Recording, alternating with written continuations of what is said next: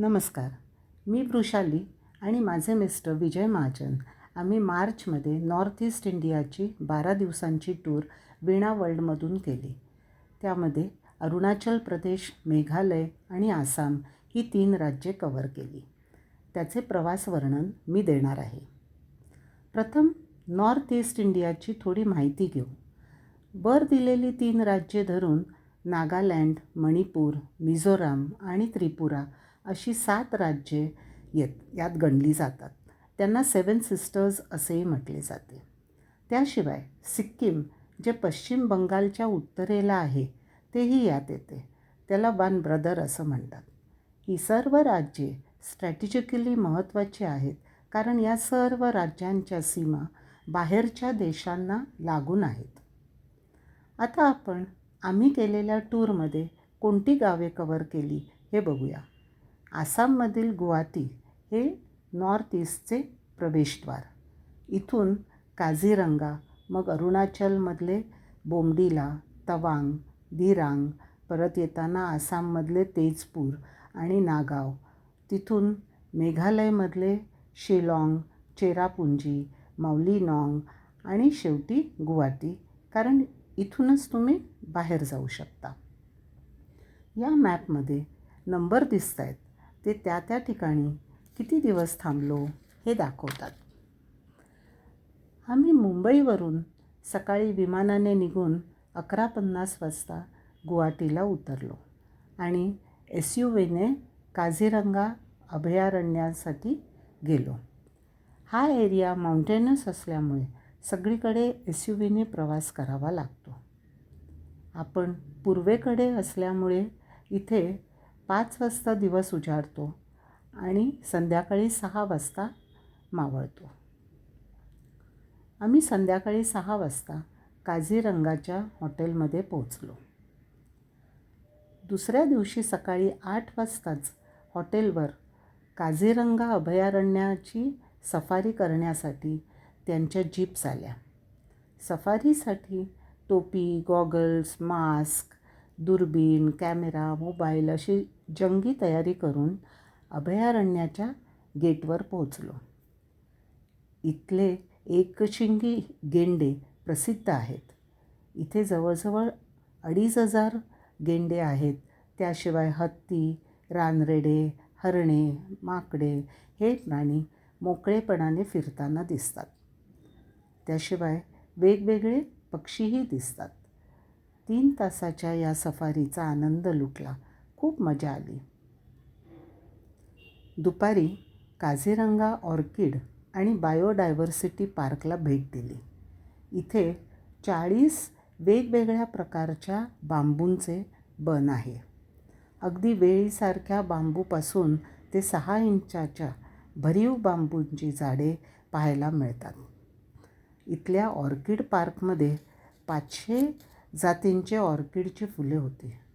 Orchid कशी ओळखायची, त्यांची झाडे कशी बाणगुळासारखी दुसऱ्या झाडावरही वाढू शकतात, फुलांचे पॉलिनेशन कसे होते याची माहिती इथे मिळाली. इथेच 21 पदार्थ असलेली व्हेज थाळी जेवायला होती. बऱ्याच नवीन भाज्या चाखायला मिळाल्या. संध्याकाळी हॉटेलवर आसामच्या प्रसिद्ध बिहू डान्सचा शो अरेंज केला होता. हा डान्स नवीन वर्षाच्या स्वागतासाठी आणि स्प्रिंग ऋतू येणार म्हणून आनंद साजरा करण्यासाठी केला जातो. त्याची झलक बघूया. इथली वेगवेगळी वाद्ये वाजवून केलेला डान्स ही खूप छान होता.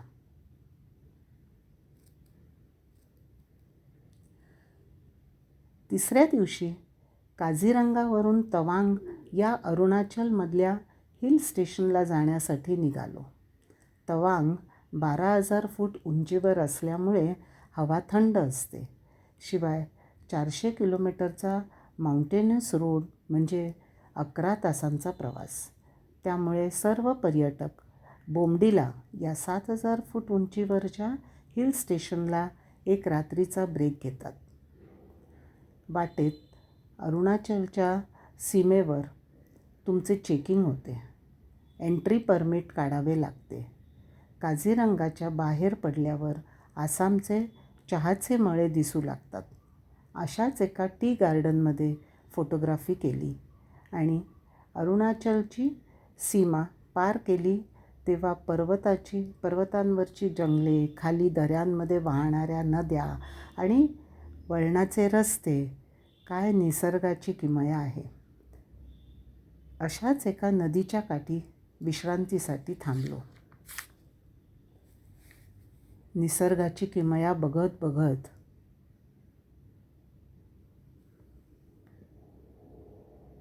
एका ठिकाणी चहासाठी थांबलो. सुंदर फुलांनी नटलेल्या या छोट्या हॉटेलमध्ये थांबलो. अरुणाचल चीनच्या सरहद्दीवर असल्यामुळे या प्रदेशात जागोजागी मिलिटरी कॅम्प्स आहेत. कॅम्प्स म्हणजे एक छोटे गावच असते. अशाच एका कॅम्पजवळ शिवाजी महाराजांचा पुतळा उभारला आहे. त्याला वंदन करून संध्याकाळी बोमडीला इथे पोचलो. पूर्वी पूर्ण थंडीचे कपडे घातले तरी अंग थंडीने थरथरत होते. हीटरजवळ बसलो तरच ठीक आहे. हे गाव छोट्या वर खाली रस्त्याने आणि बाजूच्या छोट्या दुकानाने भरलेले आहे. दुकानातसुद्धा चायनीज वस्तू दिसतात. गाव बघायला बाहेर पडलो, पण 15 मिनिटातच थंडीने कुडकुडत परत रूमवर येऊन हीटरसमोर बसलो. चौथ्या दिवशी बोमडिलावरून तवांगला जायला निघालो. 1962चे भारत-चीन युद्ध या एरियात घडले होते. या रस्त्यावर त्या युद्धात पराक्रम केलेल्या वीरांची स्मारके आहेत. त्यातील एक महत्त्वाचे स्थळ म्हणजे जसवंतगड. हे स्मारक महावीर चक्र मिळालेल्या जसवंत सिंग रावत या सैनिकाचे आहे. इथेच 22 वर्ष वयाच्या या पराक्रमी योद्ध्याने 1962च्या युद्धात त्याच्या 2 साथीदारांच्या मदतीने 300 चीनी सैनिकांना त्यांच्याच मशीनगनने मारले होते. या गढवाल सैनिकाच्या स्मारकाला वंदन करून पुढे निघालो. जंग गावाजवळच्या एका उंच फॉल्सला भेट दिली. 100 फूट उंचावरून पडणाऱ्या नुरांग नदीच्या फॉल्सला नुरांग फॉल्स म्हणतात. जसवंत सिंगना युद्धामध्ये 2 मोंगपा जमातीतील लोकल महिलांनी मदत केली होती. त्यातली एक सेला आणि दुसरी नुरा. त्यांचीच नावे इथल्या काही स्थळांना दिली आहेत. पुढे सेला वॉरियर्सच्या बैसाखी कॅम्पजवळ चहा घेण्यासाठी थांबलो. तवांगला जाताना पूर्वी सेला पासने जावे लागे. 13,700 फीट उंचीवरचा हा रस्ता हिवाळ्यात बर्फ पडल्यावर बंद होत असे. म्हणून या पासच्या खालीच 13,000 फूट उंचीवरचा 990 मीटर्स लांबीचा सेला टनेल बनवला आहे. त्यामुळे तवांगला जायचे अंतर 10 किलोमीटरने कमी झालेच. त्याशिवाय हा रस्ता 12ही महिने सुरू राहतो. या बोगद्याचे उद्घाटन 9 मार्च 2024 साली पंतप्रधान मोदी यांनी केले. इथून नुरांग व्हॅलीचा व्ह्यू खूप छान दिसतो.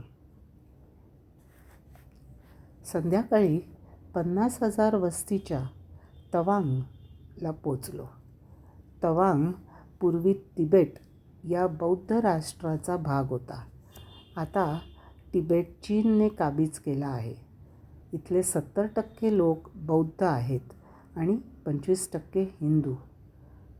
6वा दलाई लामा म्हणजे बौद्ध धर्मगुरू हा इथे जन्मला होता. चहा घेऊन तवांग वॉर मेमोरियल बघायला गेलो. प्रथम अरुणाचलचा कल्चरल शो बघितला.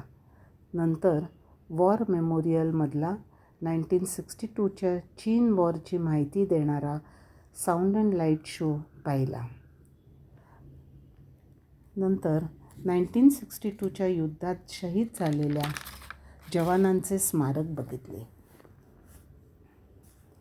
5व्या दिवशी सकाळी तवांगपासून 37 किलोमीटर्सवर असलेल्या आणि 15,200 फुटावर उंचीवर असलेल्या बुमला इथे जायला निघालो. वाटेत शुंगेस्टर त्सो म्हणजे तलाव बघायला थांबलो. भूकंपामध्ये पडलेल्या खचलेल्या डोंगरामुळे हा तलाव बनला आहे. चाहूबाजूंनी बर्फाच्छिद डोंगर, तलावाच्या बाजूला झाडे, किती प्रेक्षणीय दृश्य होते. बुमलाला जाण्यासाठी वळणावळणाचा रस्ता बर्फाच्छिद डोंगरातून जातो. मध्ये मध्ये लष्कराच्या छावण्या आहेत. Hats off to military personnels living here. मध्येच पाण्याचे ओहोळ आणि तलाव हा अविस्मरणीय प्रवास डोळ्यात साठला आहे. बुमला इथे आपल्या लष्कराची छावणी आहे. इथून 37 किलोमीटर्सवर चायना बॉर्डर आणि त्यांची छावणी आहे. आम्हाला मिलिटरी कमांडरने 1962च्या या युद्धाची माहिती दिली आणि तिथे नेहमी भारत आणि चीनच्या कमांडर्सची भेट होत असते असे सांगितले. इथली सीमा अजून ठरलेली नाही. सध्या ती LAC म्हणजे लाईन ऑफ ॲक्च्युअल कंट्रोल आहे. 6व्या दिवशी सकाळी दिरांगला जाता जाता तवांग मॉनेस्ट्रीला थांबलो. ही मॉनेस्ट्री शहराबाहेर एका उंच टेकडीवर 1860 साली मेस्क लामा लोड्रे ग्याम्त्सो यांनी बांधली. इथून तवांग आणि चू व्हॅलीचे प्रेक्षणीय दृश्य दिसते. दिरांगला जायचा रस्ता वळणावळणाचा आहे आणि आजूबाजूला कोणतीच वस्ती नाही.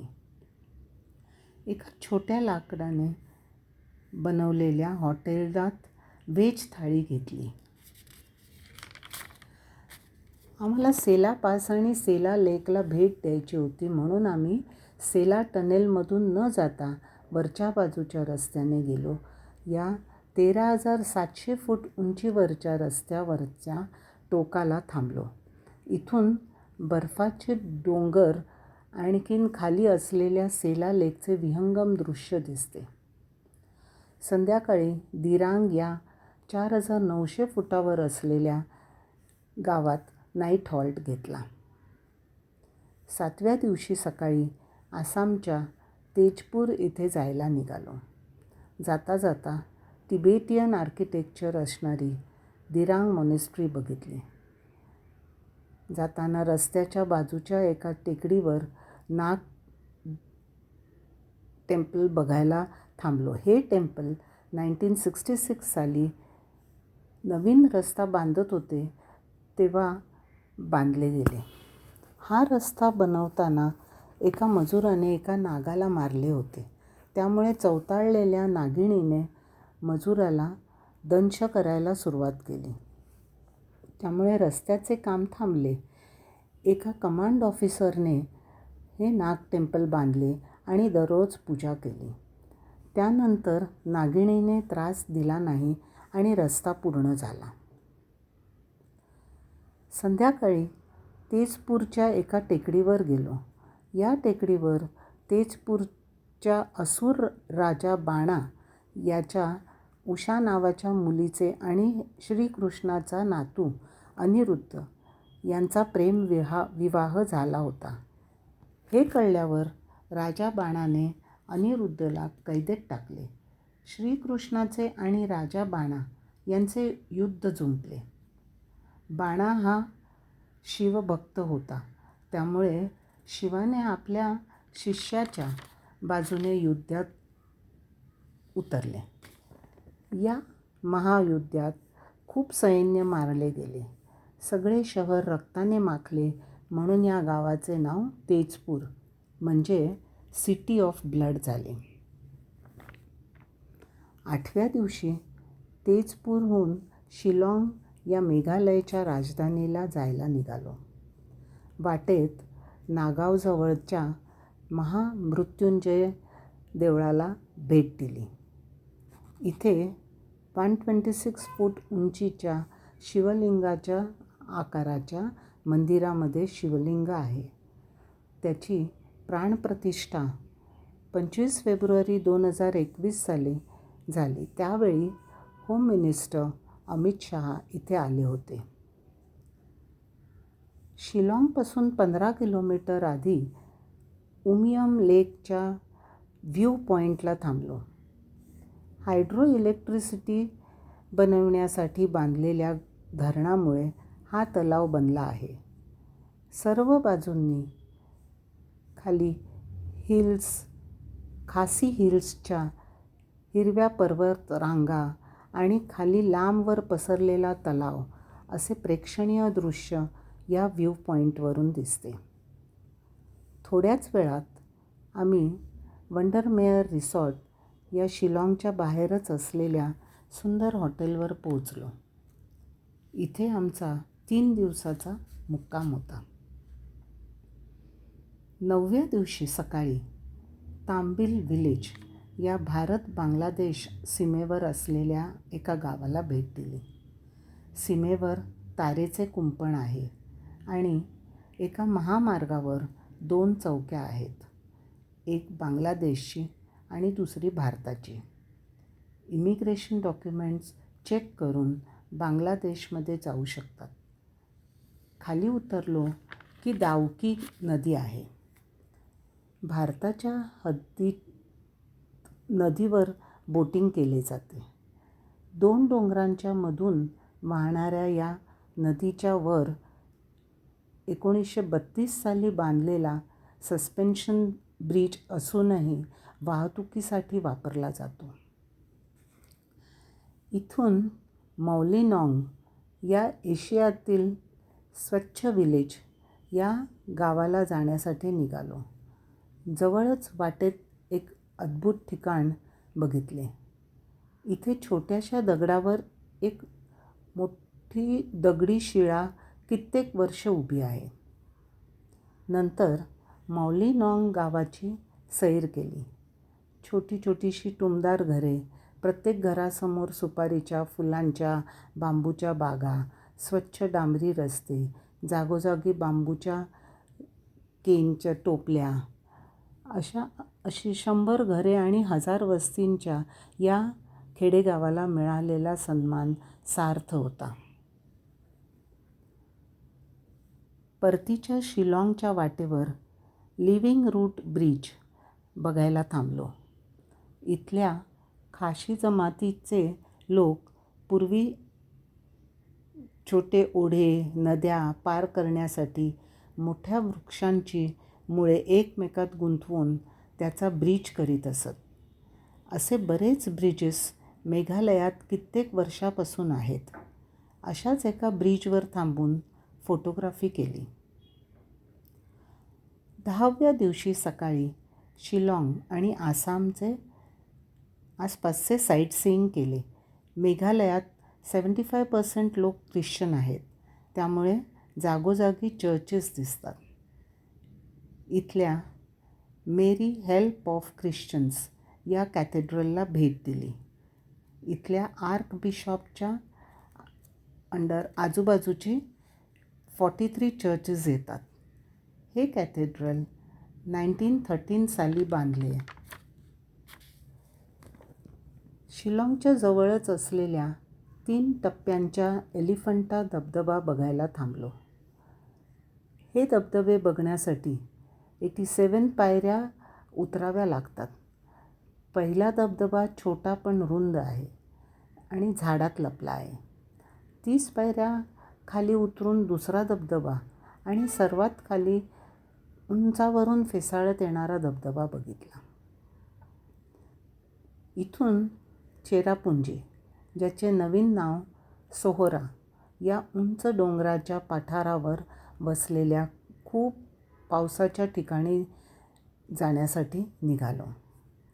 आपण शाळेच्या पुस्तकात हे भारतातील सर्वात जास्ती पावसाचे ठिकाण असे वाचले होते. इथे रामकृष्ण मिशनचे 1937 साली स्थापन झालेले सेंटर बघितले. तिथेच संगमा म्युझियम, स्टेट म्युझियमही आहे. चेरापुंजीमध्ये खूप पाऊस पडतो, त्यामुळे इथे आजूबाजूला खूप धबधबे आहेत. त्यातला नोहकालिकाई फॉल्स सर्वात उंच 340 मीटर्सचा धबधबा आहे. कालिकाई नावाच्या एका बाईने या धबधब्यात उडी मारून आत्महत्या केली होती. तिचे नाव धबधब्याला दिले आहे. त्यानंतर नोह स्निगतिॲन फॉल्स हा 7 वेळा जंप होणारा धबधबा बघितला. मेघालयात जवळजवळ 1,500 केव्ज आहेत आणि त्यातले 980 एक्सप्लोअर झाले आहेत. त्यातला मौस्माई केव्ज हा एक.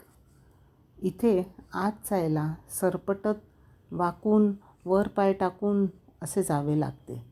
सर्व बाजूला चुनखडीने बनवलेले स्टेलेकाइट्स आणि स्टेलेग्माइट्स आहेत. 11व्या दिवशी शिलाँगवरून गुवाहाटीला जायला निघालो. गुवाहाटीमध्येच दिसपूर नावाचे गाव आहे. ते आसामच्या राजधानीचे ठिकाण. गुवाहाटीमध्ये 8व्या शतकातील प्राचीन काळातील कामरूपा किंगडम होते. ब्रह्मपुत्रा नदीजवळ असलेल्या या शहराची लोकसंख्या 10 लाख आहे. हे शहर आपल्या शहरासारखेच गजबजलेले आणि वाहतूक कोंडीचे शहर. जागोजागी खणलेले रस्ते, ब्रिजची कामे सुरू असलेले आणि स्ट्रीट बाजार असलेले शहर. आम्ही रस्त्यातून वाट काढत ब्रह्मपुत्रेच्या दक्षिण काठावर पोचलो. इथून उत्तरेच्या काठाला जायला 1.8 किलोमीटर लांबीचा रोपवे आहे. 20 मिनिटांनी रोपवेने उत्तर काठावर जातो. तिथे जास्त वस्ती नाही. मध्यभागी एका आयलंडवर एक मंदिर आहे. रोपवेच्या केबिनमधून हे सर्व दिसते. तिथून जवळच क्रूज स्टेशन आहे. 1 तासाच्या ब्रह्मपुत्रा रिव्हर क्रूजच्या सफारीमध्ये खूप मजा केली. सूर्यास्त होत असताना डेकवर हिंदी गाण्यांचा प्रोग्राम आणि स्नॅक्स एन्जॉय केले. नंतर थोडा अंधार झाल्यावर DJ सुरू झाला. आम्ही सर्वजण त्यावर नाचलोही. रात्री रूमवर पोचलो आणि बॅगा भरायला घेतल्या, कारण उद्या संध्याकाळी 5 वाजताची परतीची फ्लाईट होती. 12व्या शेवटच्या दिवशी सकाळी शेवटचे साईटसीइंग म्हणजे इथल्या खामक्या देवीचे मंदिर बघायला गेलो. नीलाचल डोंगरावर वसलेले हे देऊळ 8व्या शतकात बांधले आहे. हे खामक्या देवीला समर्पित तांत्रिक प्रॅक्टिसचे केंद्र आहे. इथे अजूनही काही पशुपक्ष्यांचा बळी देऊन प्रसाद दाखवला जातो. परतीच्या मार्गावर आसामच्या भेटवस्तूंची बरीच दुकाने होती. शेवटची खरेदी करण्यासाठी बऱ्याच जणांनी धाव घेतली. तिथून एअरपोर्टला जाताना वाटेत एका हॉटेलात आसामी व्हेज थाळीचा आस्वाद घेतला आणि नंतर गुवाहाटीच्या लोकप्रिय गोपीनाथ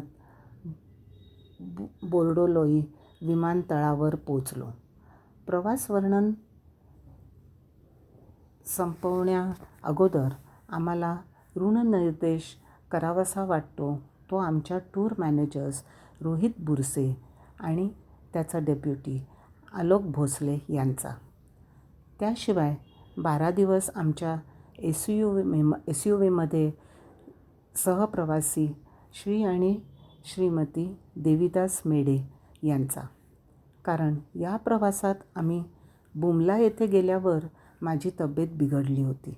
ब्रीदिंगचा त्रास झाला आणि नंतर न थांबणारा खोकला यामुळे आम्ही मध्येच टूर सोडून परत जाण्याचा विचार केला होता. पण यांच्या मदतीमुळे आणि धीरामुळे आम्ही ही टूर पूर्ण करू शकलो. तुम्हाला आमचे प्रवास वर्णन आवडले असेल तर लाईक करा आणि आमचे चॅनल सबस्क्राईब करा. धन्यवाद.